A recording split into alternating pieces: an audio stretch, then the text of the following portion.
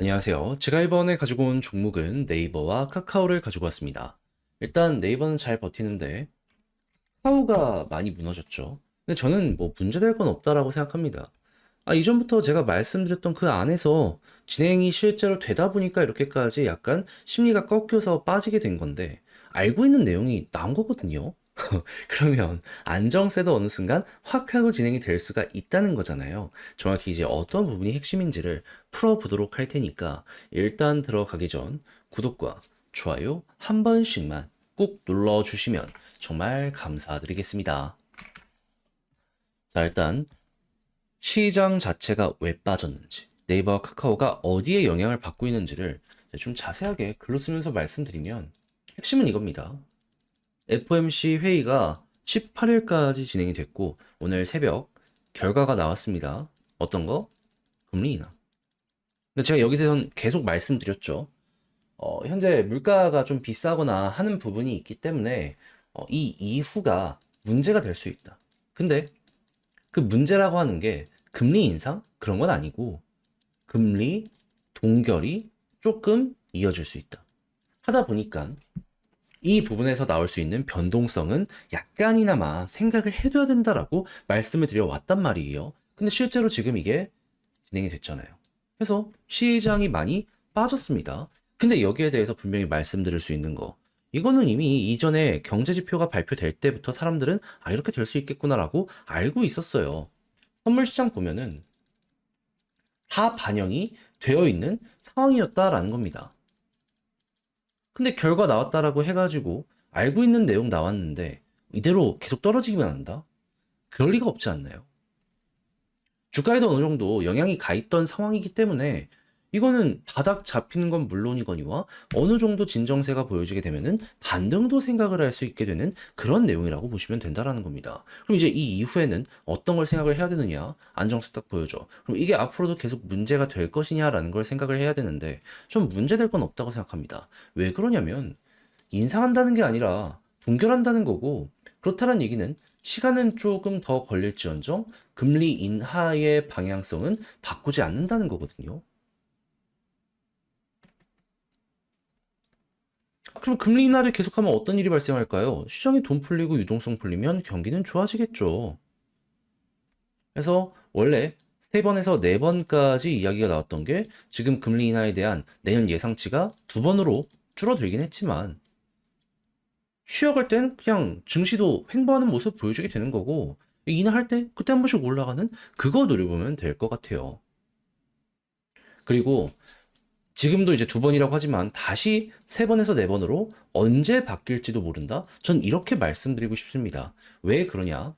자, 지금 물가가 잘 안 잡히는 이유가 뭡니까? 금리 동결을 하는 이유가 뭐예요?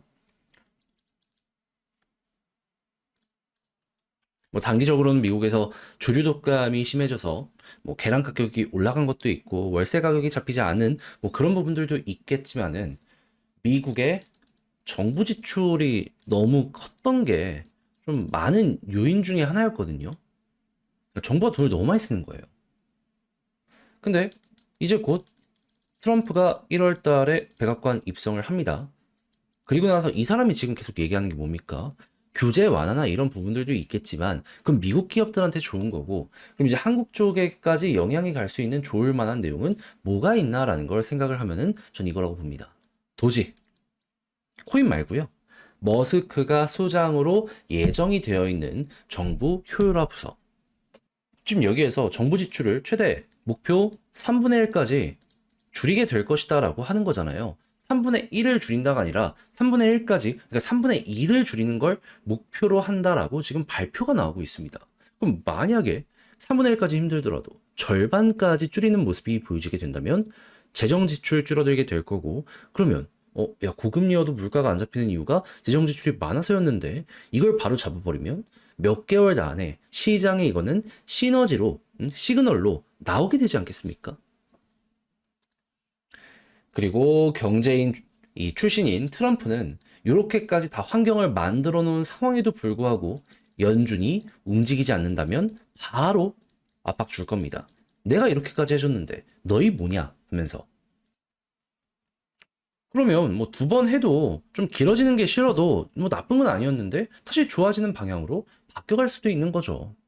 그러면 이제 네카오 같은 경우에는 저 어떻게 생각을 해야 될까요? 일단 한국이 수출 중심의 국가인 걸 생각을 했을 때 이제 수출 양이 증가하면 현금 들어오는 게 커지게 될 거니까 내수 여기에 맞춰서 살아나는 거 생각하시면 되고요. 당연히 광고와 쇼핑은 여기에 직접적으로 영향을 받기 때문에 이때 또 한번 실적 증가 생각을 하시면 될 것 같습니다. 그럼 지금도 금리가 약간이나마 인하가 됐기 때문에 조금 더 이전보다 좋아지는 이 지표가 찍힐 가능성이 높다라고 생각하시면 되고요. 그리고 앞으로 동결이 나왔을 땐 이게 유지가 되다가 인하가 되었을 때마다 한 번씩 더 이렇게 올라가는 그런 모습 나올 수 있다. 이렇게 순서대로만 그려가시면 될 것 같습니다. 자, 그랬을 때 수급 큰 손과 그리고 기관들의 움직임까지 괜찮다면 이거는 더욱더 힘을 얻게 될 수 있을 것이라 이렇게 볼 수 있을 것 같고요. 그럼 여기서 수급적으로 어떤 걸 최우선으로 보면 된다? 개인이 얼만큼 많이 털리는지 이걸 외국인 기관이 얼만큼 담아가는지 요것만 관심 있게 살펴보시면 될 것 같습니다. 자, 그랬을 때 카카오는 조금 힘이 빠지지만 네이버는 완벽 그 자체죠. 조금 더 여력 있는 거 한다면 네이버가 맞는 것 같긴 합니다. 그래도 카카오도 힘이 없는 건 또 아니기 때문에 수급만 돌아온다면 언제 또 올라가도 이상할 게 없을 것이다. 자, 그랬을 때 이 지지라인 같은 경우에는 카카오 같은 경우에는 그냥 수급 괜찮으면 이게 어차피 아래에 있으면 금방 올라올 수 있으니까 큰 걱정하지 말고 요 아래 60일 추세 라인 바뀌어가는 거 여기만 보시면 될 것 같고요. 여기서도 결국 60일 중심으로 꺾이니까 이렇게 가잖아요. 그리고 카카오 같은 경우에는 이렇다면 네이버는 21선. 이제 올라간다면 네이버는 제가 계속 말씀드리는 일단 박스권 상단까지는 계속 좋을 수 있다라고 생각하면서 편히 보시면 될 것 같고요.